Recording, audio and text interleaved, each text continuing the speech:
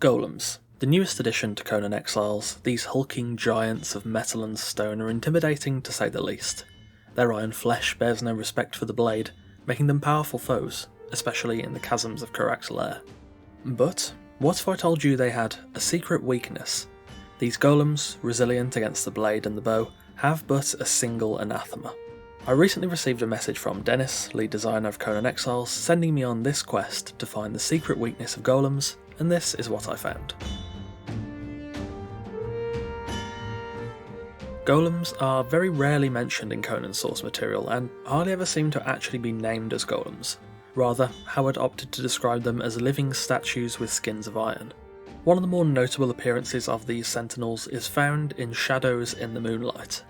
Conan and Princess Olivia escape a massacre and find themselves upon a haunted island, where Olivia dreams of an elder god turning warriors into iron statues.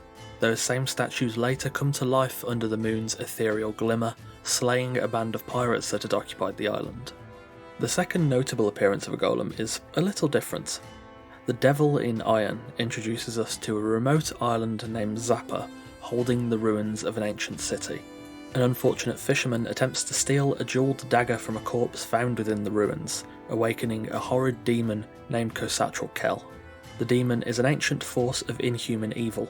Too powerful for a human body, it took the shape of an iron-skinned human and roused his followers, the Dagonians, to build a ruined city that sat upon Zappa.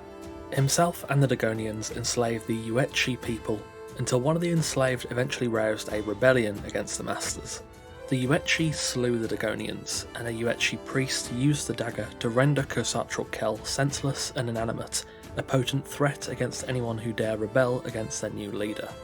When the fisherman attempts to steal the dagger from Kel's remains, he awakes the ancient demon yet again, resurrecting the city and the slain Dagonians. Conan's blade is useless against Khosatral Kel's metal flesh, but after escaping his clutches, Conan eventually retrieves the magical dagger.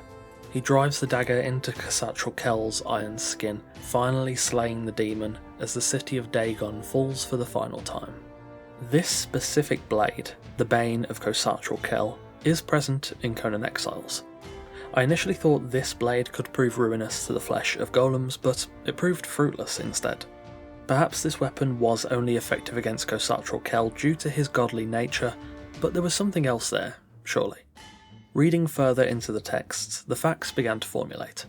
The Bane of Khosatral Kel itself is not the weakness that cleaves iron flesh, but instead its composition.